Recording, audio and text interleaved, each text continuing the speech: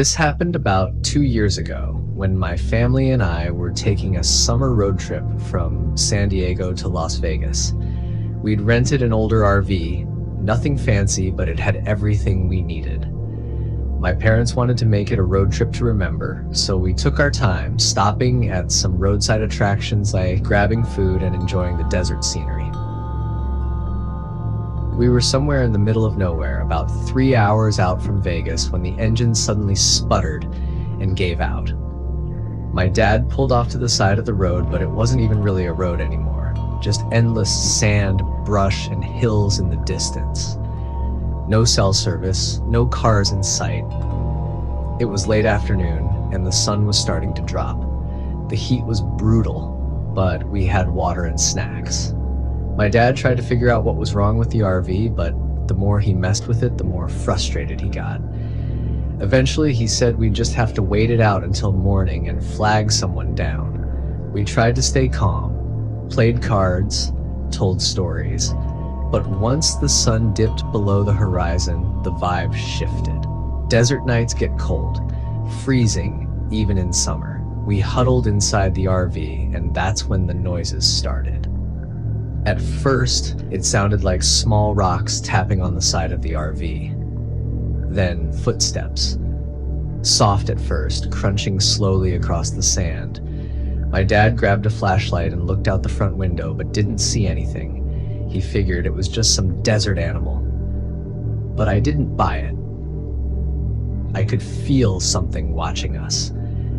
Every now and then I'd catch the faintest flicker of movement from the corner of my eye, but when I'd turn to look, there was nothing. Around midnight, we all heard it, something brushing up against the side of the RV. Not a random scrape. It was deliberate, slow, dragging fingernails or something metal. It made my stomach turn. Then came the knock.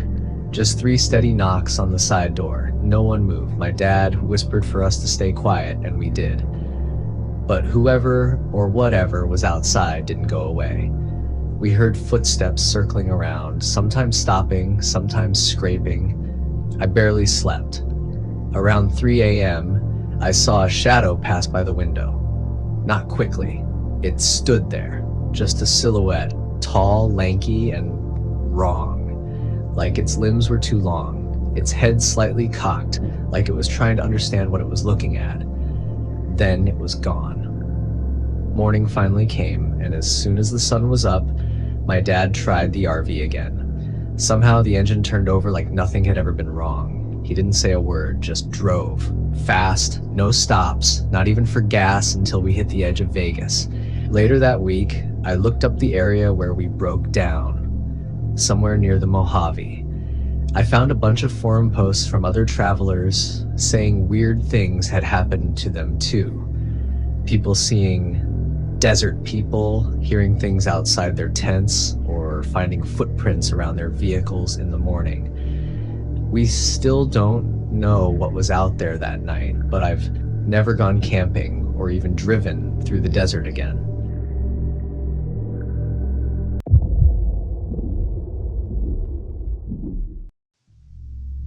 Last year, I took a solo road trip to clear my head. No real destination, just me, my Jeep, a couple of camping supplies, and a few weeks off work. I'd always wanted to explore the American Southwest, especially the desert areas. Something about the open space, the silence, it felt peaceful. I was somewhere between Arizona and Nevada when I decided to cut through a less traveled stretch of desert highway. I'd passed a gas station a couple hours earlier, filled up, grabbed snacks, and asked the guy behind the counter if the route was safe. He just shrugged and said, "You'll be alone out there." That's exactly what I wanted. The road narrowed down to a cracked 2-lane strip of faded asphalt. No cars, no signs, just desert stretching for miles in every direction. I drove for maybe another hour before I saw a small pull-off near a cluster of jagged rock formations. I figured I'd stop for the night, set up camp, and keep moving in the morning. I parked near the rocks and pitched a small tent beside the Jeep. The silence was incredible. No wind, no birds, just nothing.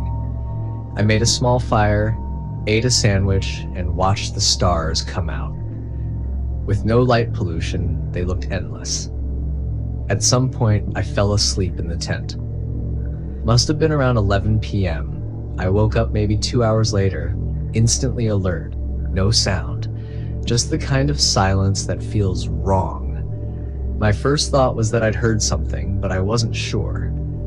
I sat up and unzipped the tent a little, just to peek outside. That's when I saw it. Someone or something was standing by the fire pit, but the fire had died hours ago. No light, just starlight, and this figure standing completely still. I could barely make out the shape, but it was tall, too tall, and thin in a way that didn't look human, just elongated. I froze. Didn't move, didn't breathe. I didn't know if it had seen me. For a minute, it didn't move either. Then, without warning, it turned and walked into the rocks. Not around them, into a narrow gap between two of the jagged formations like it knew the terrain. I waited a full hour before I stepped out of the tent, and even then, I didn't make a sound. Just got back into the Jeep, the chef locked the doors, and stayed awake until morning. The next day, I packed up as quickly as I could. Before I left, I walked over to where I thought I saw the thing standing. There were prints, barefoot, but not human. Too long, too narrow, and with these claw-like marks at the ends of each toe. I told myself it was just a trick of the light. Maybe an animal. Maybe I imagined the whole thing. I should have left then, but I didn't. I still had days left on my trip, and part of me wanted to believe it was just nerves from being alone. So I kept going. The next night, I camped further north near a dried-out riverbed. No rock formations this time, just sand and scattered brush. I made a small fire again, but I couldn't shake the feeling from the night before. I stayed in the Jeep this time. Just cracked the windows and tried to sleep in the front seat. That's when the knocking started. It wasn't loud. I sat up immediately, heart racing. I didn't move, just listened. Another tap, then nothing. I turned around slowly. No one was there. But there were tracks in the sand, the same long, narrow prints from before. They circled the Jeep, once, twice, then trailed off toward the hills in the distance. I drove until the sun came up. That was my last night in the desert. I cut the trip short and drove straight back to California. Didn't stop, didn't sleep. A few weeks later, I started researching desert legends, just curiosity at first. That's when I came across something that made my stomach turn. Stories about creatures the old native tribes warned people about. Skinwalkers, shadow folk, desert spirits. Some of them aren't just legends, they're warnings. And a lot of them are tied to places people don't usually go. Places without names. Places just off the path. I don't know what I saw out there, but it wasn't human. And it wasn't alone.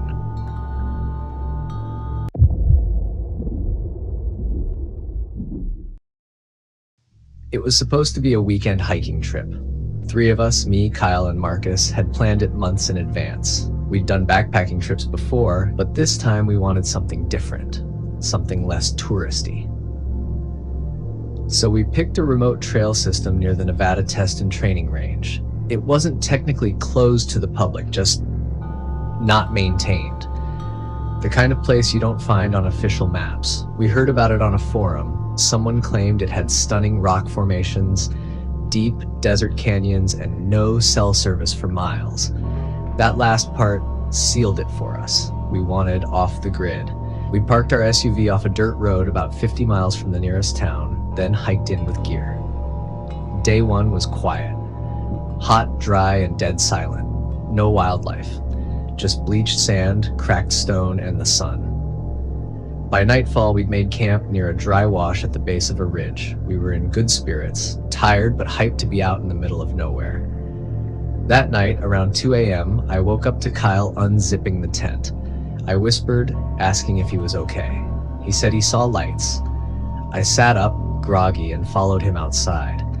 At first, I didn't see anything. just desert and sky. Then I noticed it, way off in the distance, near the horizon. 3 white hovering in a triangle formation, not blinking, not moving, just hanging there. We stood there for a while, half convinced it was a hallucination. But then they moved, all at once. They didn't glide, they just shifted places like they were jumping from one point to another. Then they disappeared. Marcus didn't believe us the next morning, said it was probably planes or satellites, but the thing was, I couldn't stop thinking about it. The way those lights moved, it wasn't right. Day 2, we hiked deeper into the canyons. No trail, just landmarks and a rough GPS route. Around mid-afternoon, the terrain started to change. The rocks looked different, smoother, like they'd been melted and cooled. The air felt heavier. There was this low humming, almost inaudible, like pressure in your ears before a storm. We found a narrow pass that led into a circular valley. In the center was what looked like a dried lake bed, but the surface was black, glassy like obsidian. Marcus said it was volcanic rock. But when Kyle touched it, he pulled his hand back like it burned. We should have turned around then. That night, things got worse. I woke up first.